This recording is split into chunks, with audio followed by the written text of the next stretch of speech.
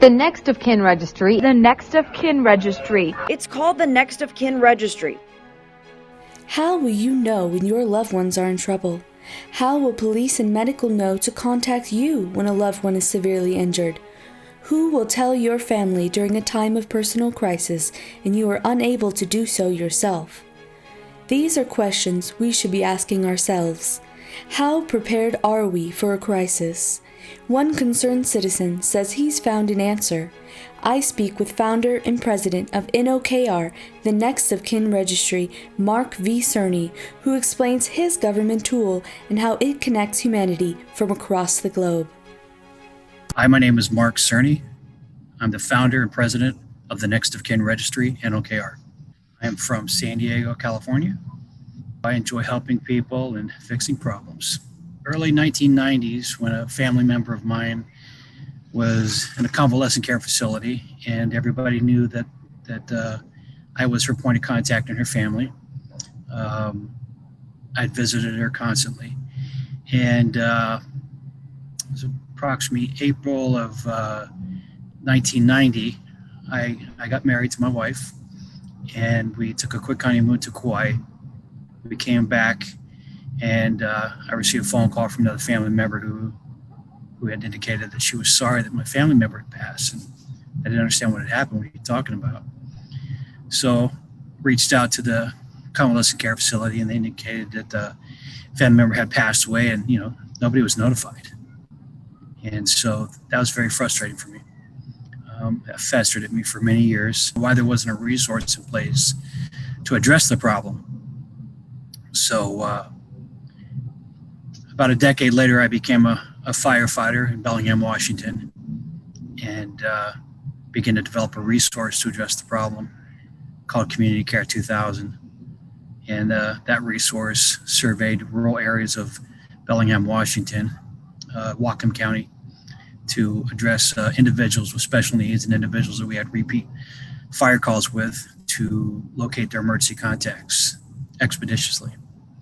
And that was the beginning process of the Next of Kin Registry. My goal when I created NOKR was to create a simplified, non-intrusive process where people could archive their emergency point of contact. It would be accessible 24 hours a day, 7 days a week by registered public trust agencies, such as first responders, law enforcement agencies that would need to locate your family in the event of a personal need where someone is missing, injured, or deceased. And so, or the coroner's office or a hospital, or in the event of a national disaster, emergency management agencies, what have you, search and rescue agencies that would fall under the sheriff's department, could locate your family, again, to reunify you.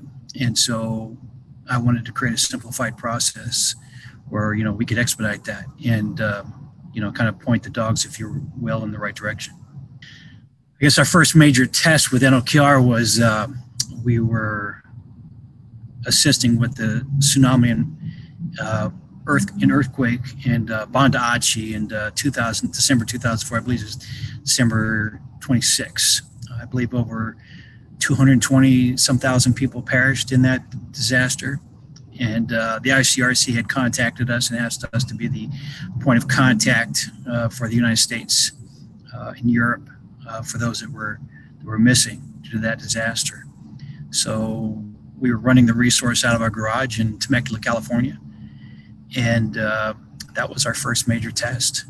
The next test would have been Hurricane Katrina, where we really kind of began to grow our roots, if you will.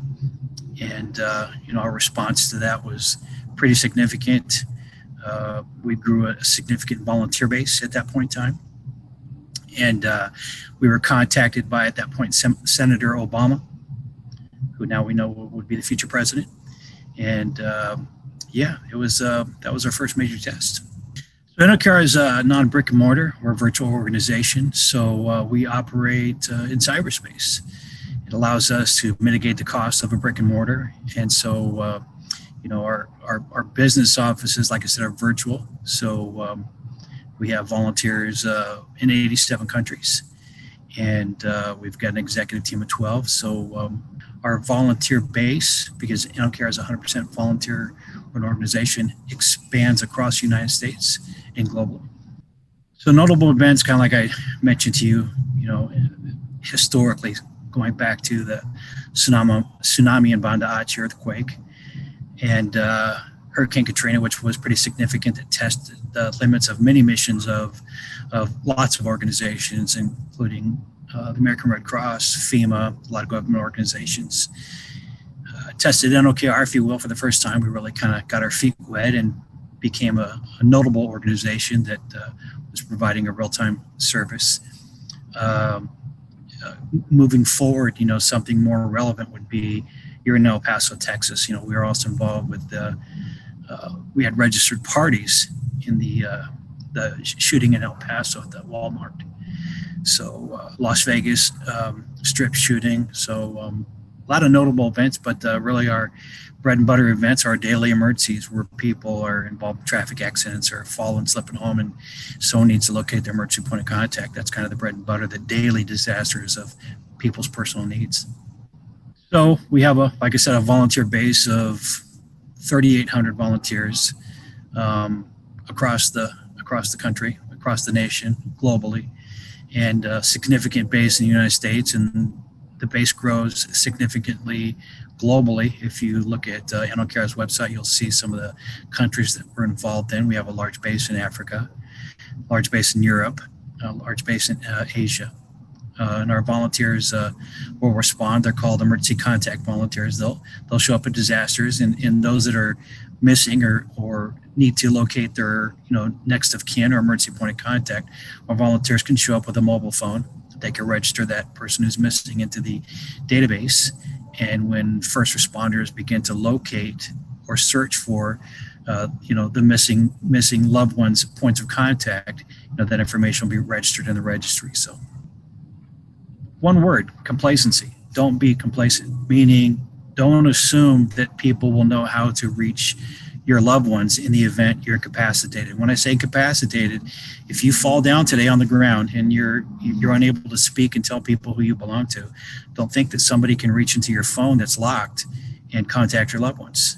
Sometimes you've got a password access, or you've got some type of scan device that needs to be accessed. If that phone's broken, we won't be able to access it. If your emergency point of contact in the phone is accessible and the person next to you is also injured in the event of an accident, that doesn't really help you. With NOKR, it's all free. It's all secure. You can register several points of contact into the registry. So again, don't be complacent. We're dealing with the COVID-19 world right now. And, with this pandemic, the biggest concern obviously is where are our loved ones? Because we can't see them, and are they safe? And if something happens to them, how will I know? So the most important thing is, again, register your emergency contacts. Get access to NOKR. It's NOKR.org. And, check us out, take a look, and make sure it's something that, you feel your family might benefit from, and utilize the resource. Thank you, Mr. Cerney. For more information on the Next of Kin Registry, you can go to www.nokr.org.